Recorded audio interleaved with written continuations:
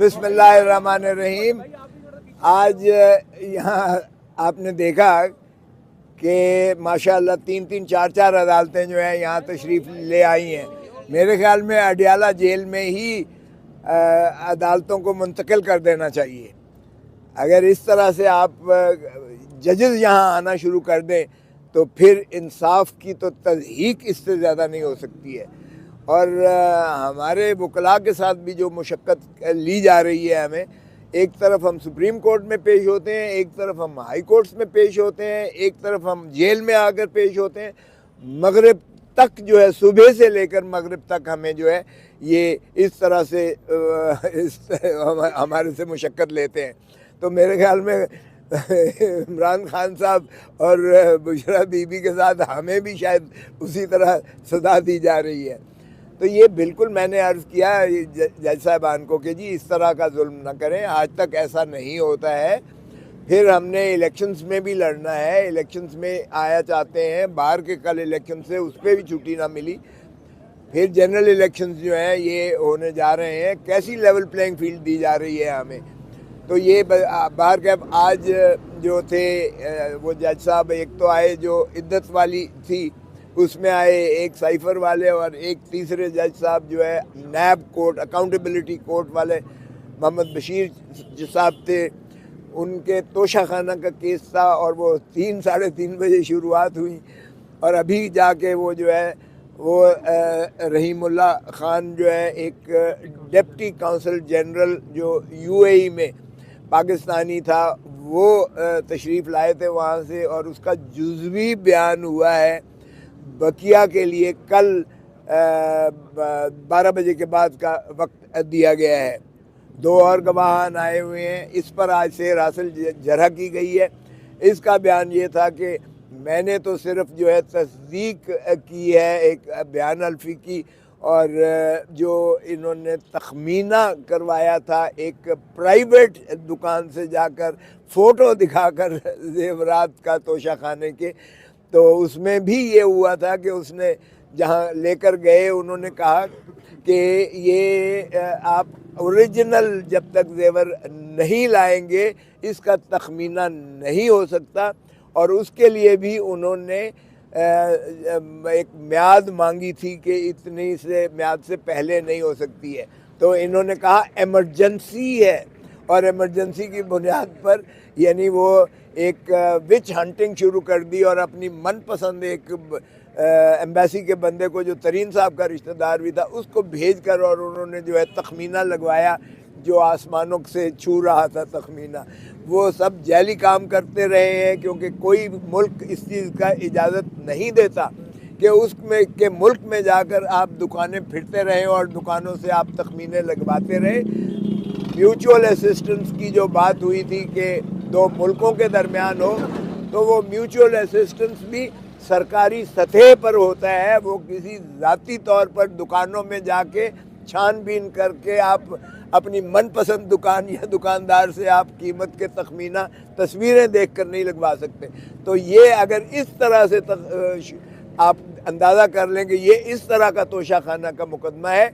मुझे ममासलत मिली इसकी जब बेनज़ीर भुट्टो के हम केसेस कर रहे थे, तो उस वक्त भी एक हार की तस्वीर दिखाई गई, और स्विट्ज़रलैंड के एक जो है उस वक्त के अकाउंटेबिलिटी जज, वो मरहूम फौत हो गए हाई कोर्ट के जज साहब, उन्होंने भेजा था एक कमीशन बनाकर, और उस कमीशन में वहाँ जाकर जो है उस तस्वीर दिखाकर उस दुकानदार से पूछा था कि ये तुम्हारी ख़रीद करना है।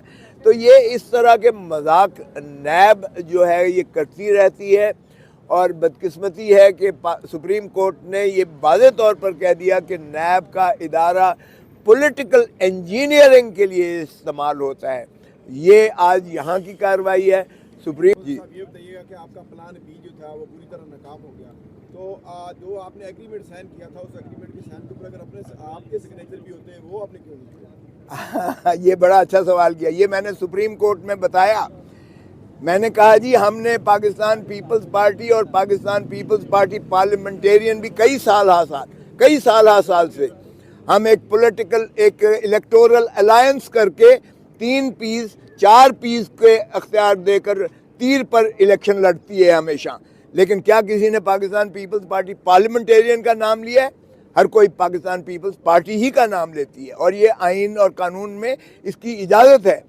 हमने 5 दिन से 1 हफ्ता पूरा लगा पाकिस्तान तहरीक इंसाफ नज़रियाती के साथ पार्लेज हुई, बाकायदा उनको 7 सीटें देना हमने की और उन्होंने आकर हमारे साथ मुआहदा किया कि जो आप ही की पार्लिमानी पार्टी होगी और वही जो है उसके ताबे वो काम करेंगे।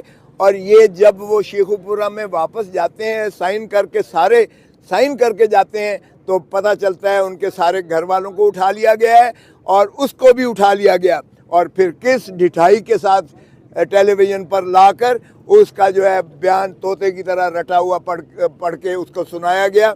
और आपने देखा ये उसी का शख्साना है जिस तरह से हमारे MNAs और MPAs जो थे उनको उठाकर और उनसे तौबा साहिब के जो है कलमात कहलवाए गए थे और उनकी मजम्मत करवाई गई थी 9 मई की और पाकिस्तान तहरीक इंसाफ से उनको आज़ादी दिलाकर और फिर जिस तरह से IPP बनाई गई और जिस तरह से वो जो है खटक साहब की जो पार्टी उसमें से बनाई गई, ये एन वही स्क्रिप्टेड सा जिस तरीके से उसे उठा लिया गया।